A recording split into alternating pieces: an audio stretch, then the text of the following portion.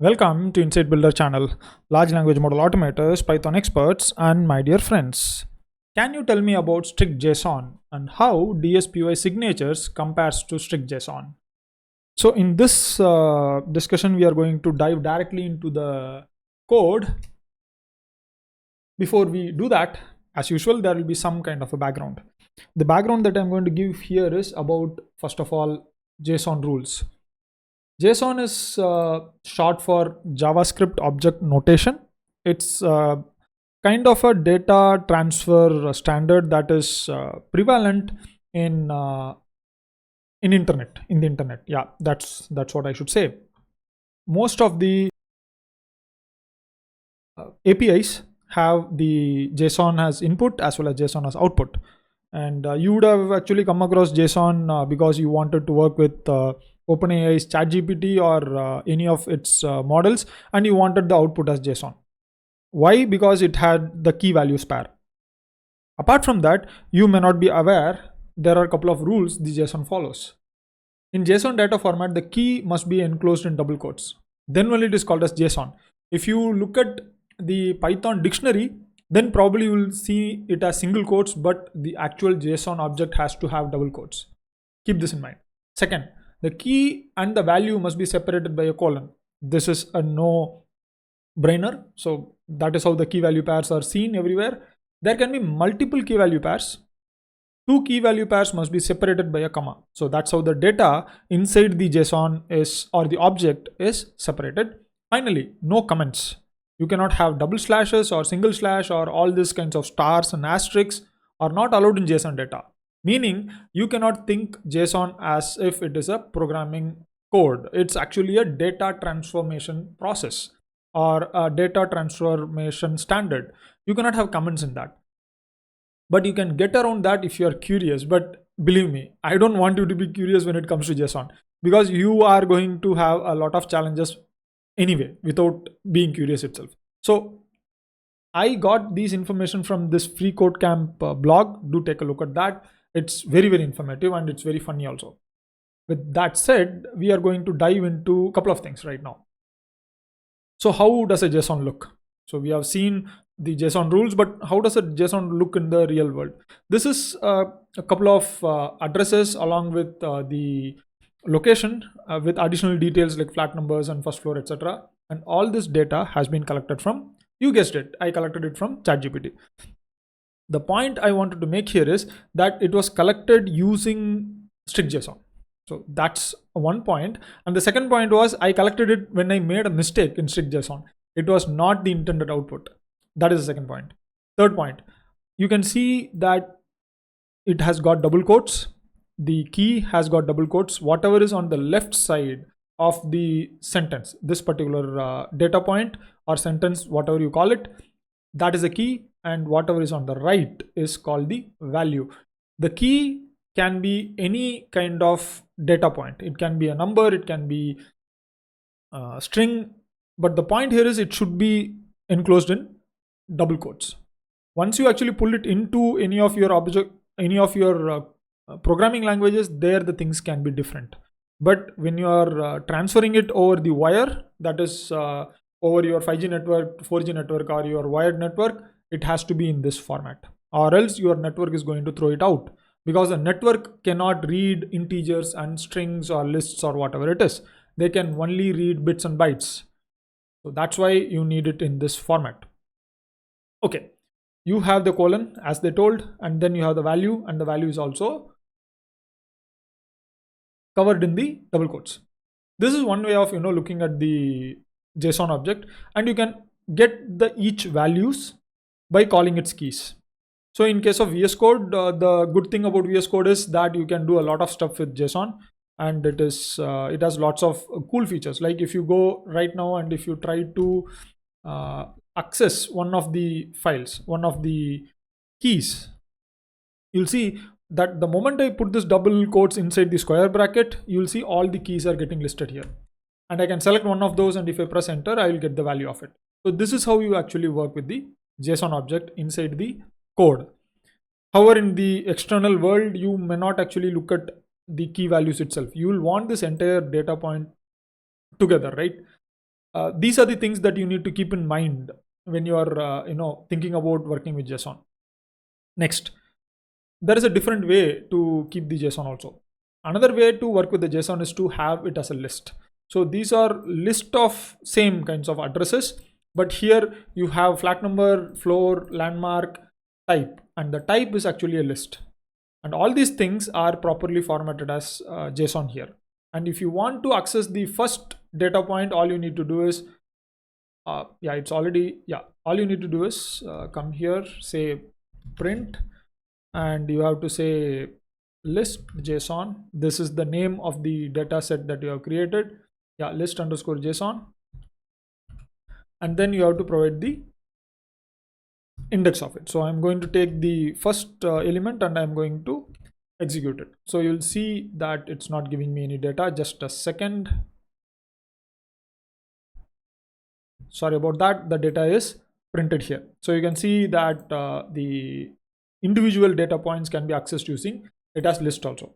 And you can actually access the list that is inside the JSON by using this kind of a option. So if I go and select the type key value pair, and you see that here when I am actually printing, here it is double quotes, but when I am printing it inside the Python environment, it is single quotes. Inside the Python environment, this JSON object becomes dictionaries. Dictionaries don't have these rules. Dictionaries are different from JSON. But when the dictionary is converted to JSON using some string operations, it is acceptable. So there are various rules that are a little bit fuzzy for people who are not from the programming background. But keep one thing in mind: if you are going to use dictionaries inside the Python environment, you can convert it into simple JSON format by using a library called as a module called as JSON. So I will show you that in a couple of minutes. But before that, we can access this list residential by using this particular type keyword. I press this and you'll see that I'm able to access that particular list. And if I want to access the element inside the list, I do it like this. So now, just a second. Now I am looking at the residential as the data that is inside the list.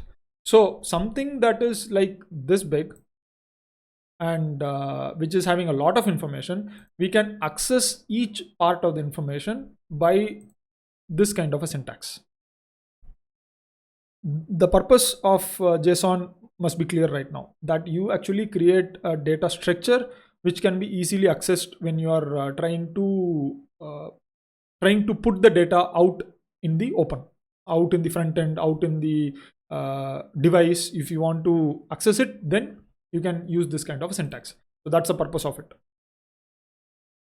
What we are going to do now is that we are going to use the large language models to see whether we can convert text which is freestyle text that we write, that the humans write, like the WhatsApp messages or the books that we have written or the general reviews that we update and the lots of questions that we ask, or even this particular talk that I am making. If you see, there is a set format. My talks, if you look at my chapters in the videos, you will see that I have an intro, I have a basic objective that I talk about, then I move into various topics. All these topics can be keys, and the associated discussion or the associated paragraphs of data that I provide can be values. So data structure like JSON can be used for many applications. I'm just giving you an application that is coming right off my head, so I'm not even thinking. So that's how you can come up with creative ways to use JSON. Now the idea here is that, can we use large language models for this particular purpose? And it seems that we can use it. For that, there are a couple of ways to do that, and one of the most important and interesting ways I found is StrictJSON. Okay, why StrictJSON?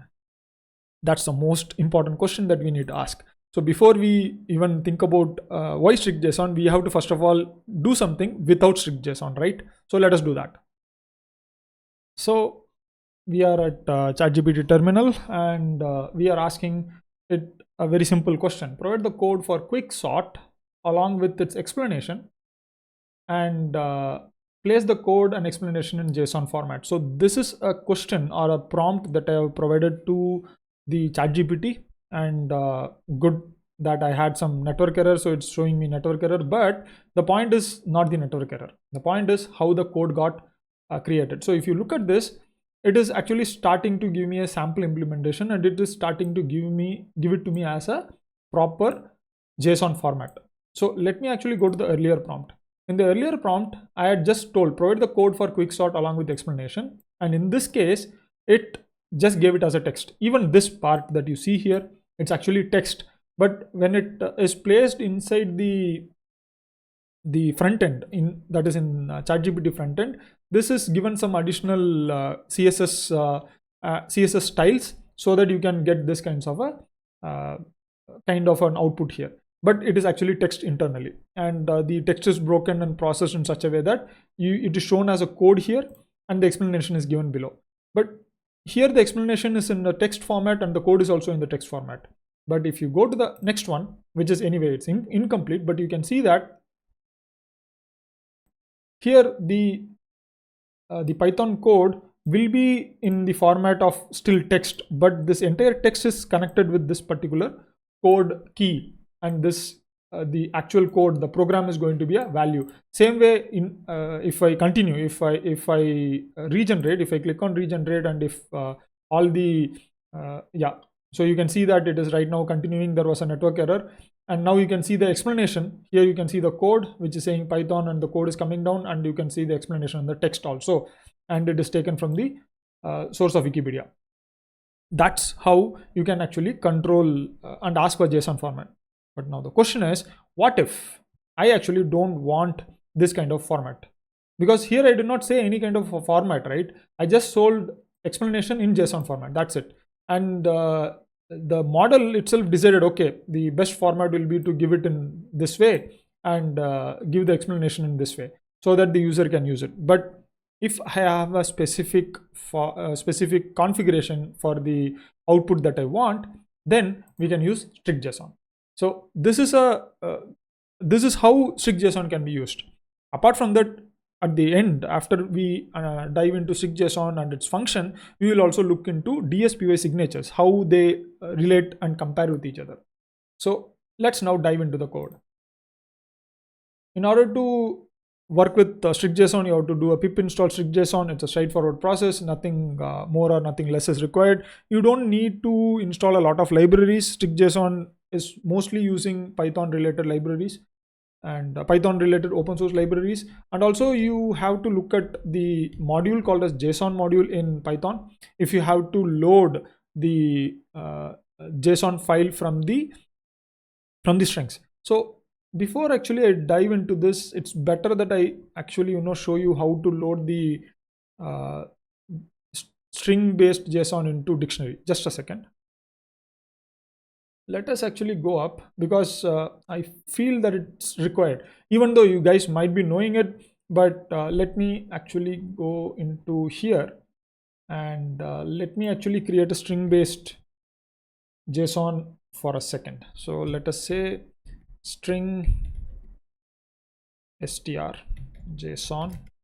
What I'm going to do is I'm going to create a very simple JSON file, JSON object, but this is purely string.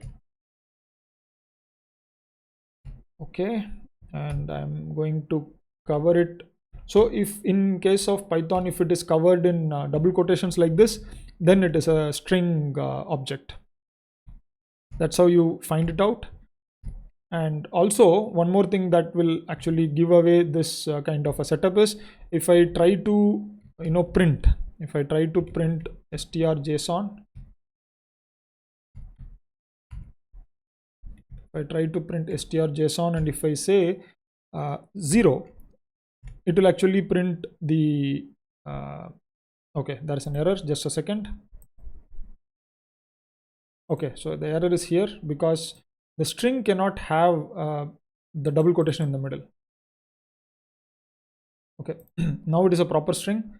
So if I execute it, so you'll see that it is actually printing this particular character. So here it's not actually considered as JSON, it's considered as a string. If I have to convert this into JSON, I have to do this process. I have to import JSON module in that is inbuilt into Python, and then I have to make it as JSON dictionary. So I can say string dict which I can use JSON dot loads option. So there is an option called a JSON option, not an option, it's called as a method called JSON loads, and I can send the string JSON that I already have, which will convert that into dictionary. After this, if I do the print on the stdict, you will see that it's a proper dictionary, and the way it will print also will be different. So let me actually show that. So if I print the str.json, it will print as if it is a text data, str_json. And if I come and print this particular dictionary, which has been converted to dictionary right now, the format will be a little different. So you can see that in a minute. Sorry about the typos.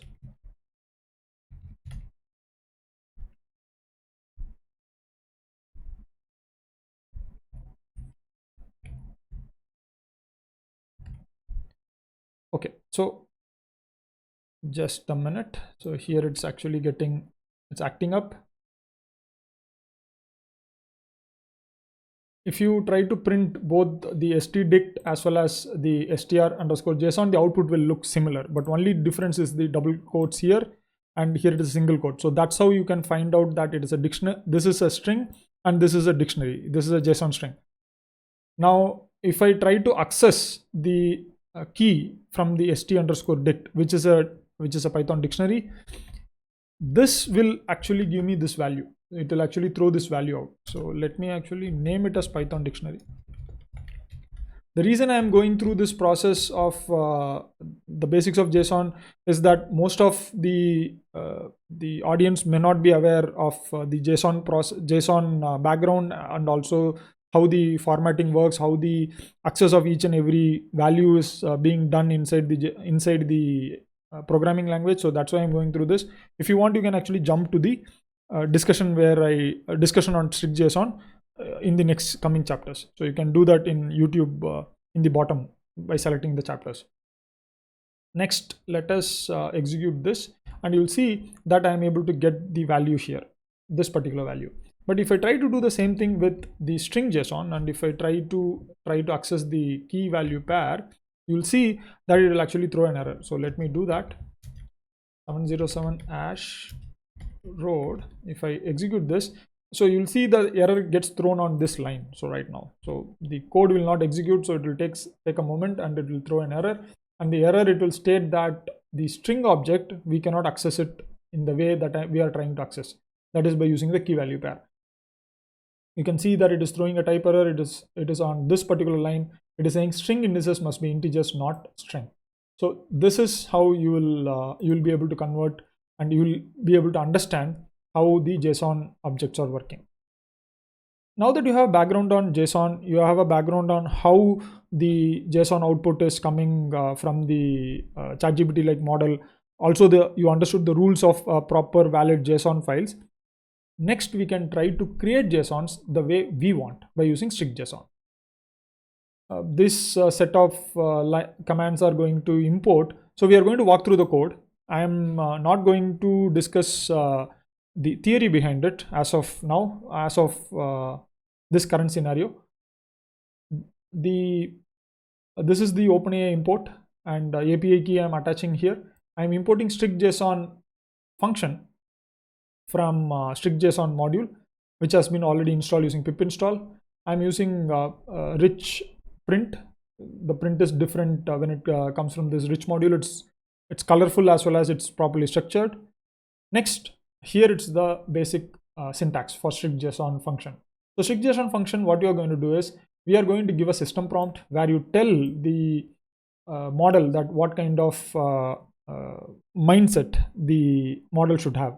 So basically, system prompt is like a mindset, and in this case, I'm giving it a mindset of an expert coder and a problem solver, and I'm asking in the user prompt that given an array of numbers, sort them with a quick sort, and I'm asking it to provide the explanation how you arrived at the solution, and I'm asking it to give the code, and I'm asking to do these things in this particular format. So basically I'm forcing the model to follow this output format. All this, the forcing of the output format is taken care by StrictJSON, and the connectivity to OpenAI also is taken care by StrictJSON. All you need to do is create this kind of a code syntax, and you can execute this. And once you execute this particular cell or this particular code snippet, you'll see that we can get the code output. So let me actually show you the code output also. I mean the output of the actual model. So let me do that. So the output will be like this. So just a second. The output will contain explanation and it will contain the Python code. But the key value here is the explain is the key and Python is the key, while the explanation is the value and the code is the code is actually given to the Python key. So this is how you get the output. So now going back to the output that we got here.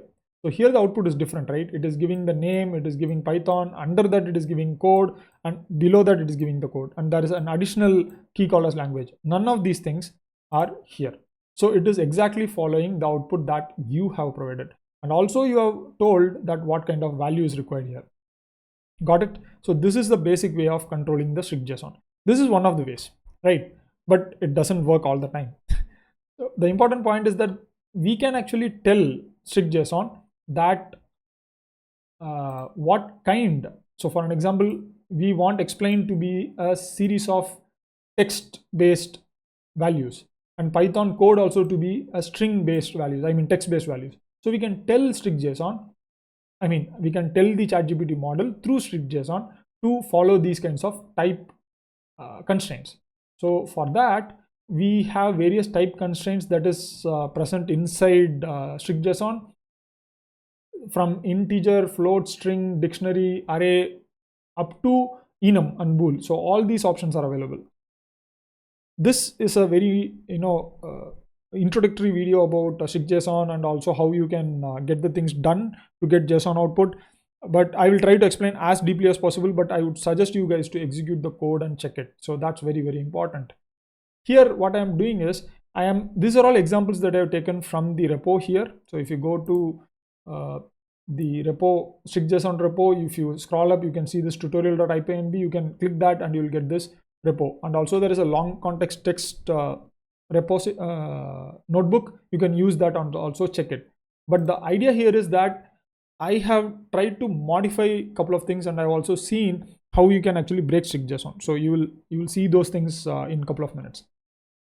Let's now proceed. I'm telling that you are an expert sentiment classifier. I'm giving it a mindset. I'm giving it a particular text, and this time I'm telling the output should be sentiment, adjective, and words. So in case of sentiment, it should be a classification that is of this type. It has to be either positive, negative, or other. It cannot be anything else. So I'm clearly constraining it by giving this enum type. And then the array of adjectives. So here I am telling that this adjective should be a list of strings. And finally, the word should be number. So you can see that here the output is sentiment, which is saying positive because ability to reason in LLMs is the greatest outcome. So this is a positive sentence. And the adjective, the greatest, is the adjective, and that is given as list. Even though there is only one. Okay, I can actually make this most. I can try to change it, most important outcome. So let us see how the output is. You can modify these things and you can check it out, and you can see that the code has been updated. Just give me a second. And you can see greatest, most important. So all these things are becoming a list and it is getting attached here. So you can see how StrictJSON is forcing the model to constrain it and give the output. So this is one of the important benefits of using StrictJSON, and you can see the output is in integer format. Let us proceed further. Now I'm saying that you are an expert ML engineer, and I'm telling what are the different types of tokenizers. This is one of the basic questions that any aspiring artificial intelligence researcher or an ML engineer must know. So I'm asking all the open source models, it has to be in this particular format, list string, and the architecture of the model should be in this list string, and the application where the tokenizers are used should be in this format. So this is the format that has been explanation of this format. I'm going to avoid it. You guys can take a look at the tutorial, you'll be able to understand. And for non-programmers, this will be very difficult to anyway follow. So I'm not going to explain it. Basically, it's going to give a list of dictionaries. A very short explanation on that. Now, the point here is when I tried to execute this, the model failed. I mean, the StrictJSON was unable to provide the output because the model output that was coming was not able to convert to this particular format. So that is where the model actually throws the error. It says that I am not able to convert the way you want, and the StrictJSON does not allow it to complete the execution to complete. So because of this, you will get an error like this, but the output is already there. The output is very good. Only thing is it's not a proper JSON. So because of that, it is an improper JSON. The StrictJSON actually throws an error and it stops it. You can take a look at this particular JSON output and you can see how well the model has created. If it is not matching the strict rules, then the StrictJSON will throw the error. So this is one of the points that I wanted to highlight. It has a very good type checking parameter. Apart from that, StrictJSON also provides ability to control the outputs by properly control the individual values by clearly mentioning what is required. So you can use this prompt here as a constraint to tell that. But how well you can constrain it, there are limits to it. So let us go down further. Before we go into the limits, I want to also introduce functions in StrictJSON. So you can create prompts in the format of functions also. Here what I've done is, just a second, before we go into the function, let us complete that.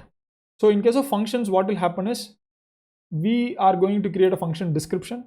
So the function description is going to have a couple of parameters. So it should have a couple of parameters.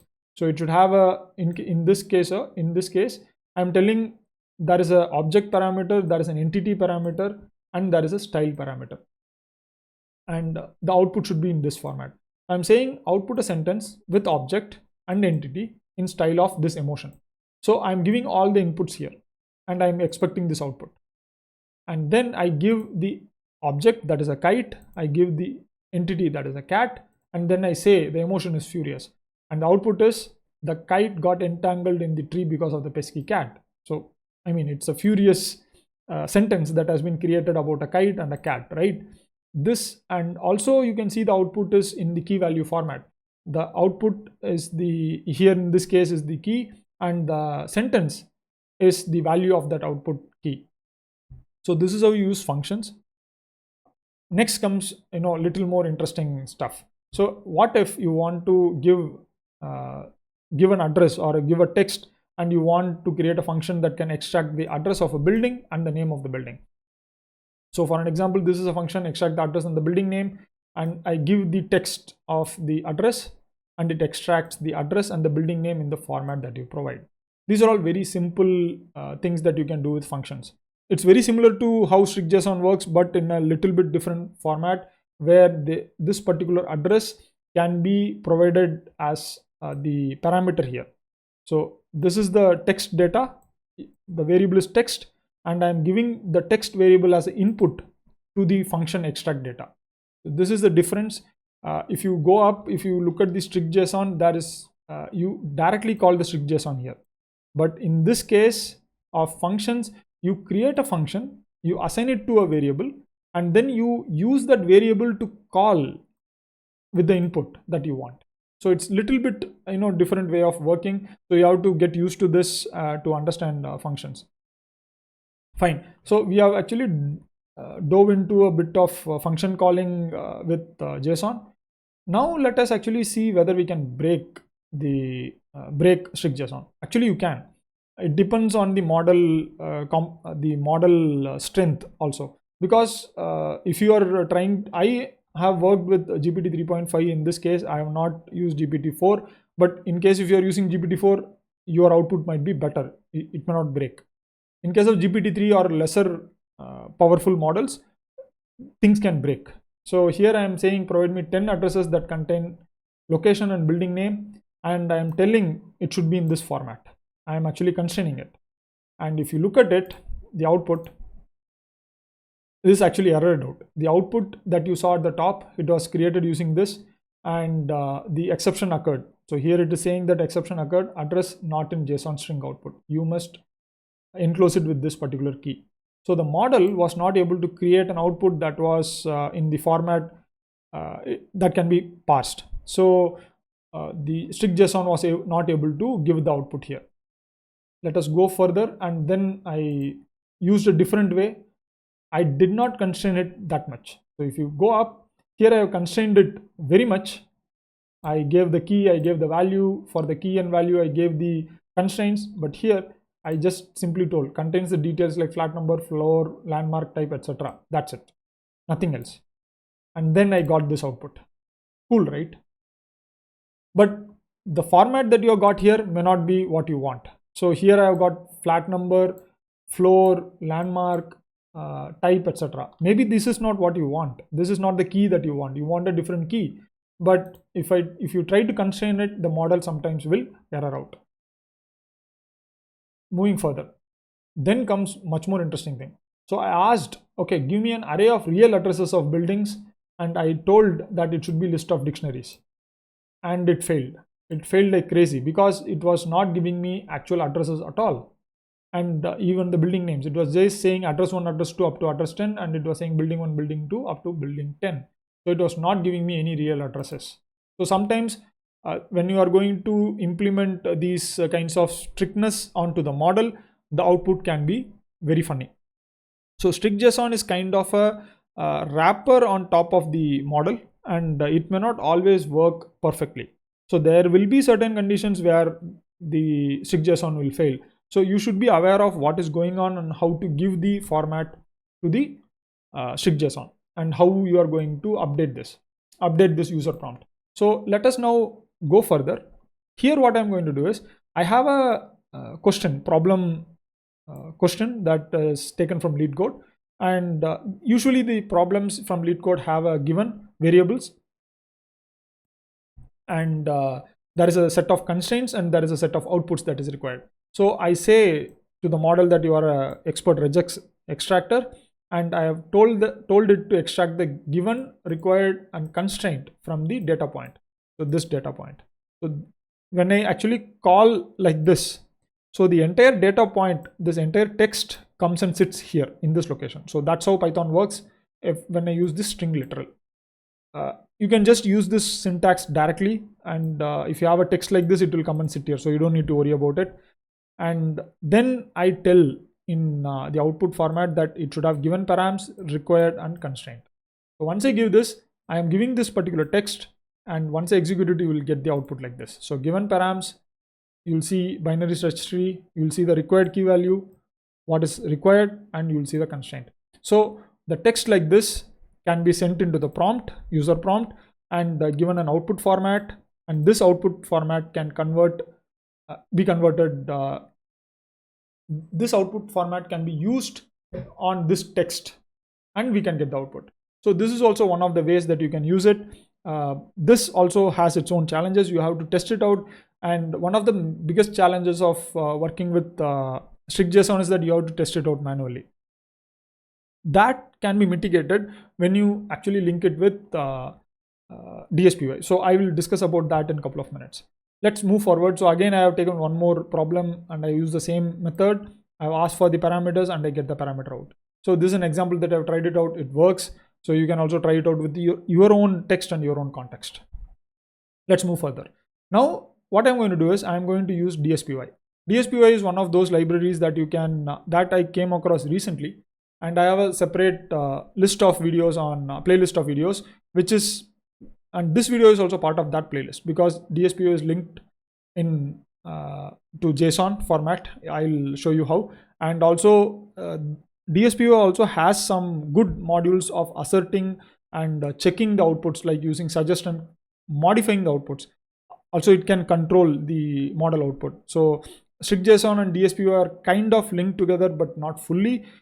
DSPy is much more free form when compared to StrictJSON. StrictJSON, you have to write a lot of stuff, but DSPy, you can avoid it. So you'll be seeing that. So you can take a look at the playlist that is also attached in this description below.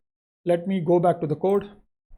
Here I'm going to use a very simple class called as predict inside DSPy, and I'm going to give a very simple signature. You'll see that and you'll see whether how it can work. But yeah, let us see. I'm using GPT 3.5 Turbo and I'm configuring it to DSPy, and this is the prompt. Yeah, you heard me right. So this is the prompt. I'm telling, okay, predict. I'm going to give a question and answer as JSON. This is what I'm asking. And I'm telling, okay, provide me a 10 addresses that contains location, building name, etc. And to my surprise, it actually gives a proper JSON. Whatever you're seeing here is a proper JSON.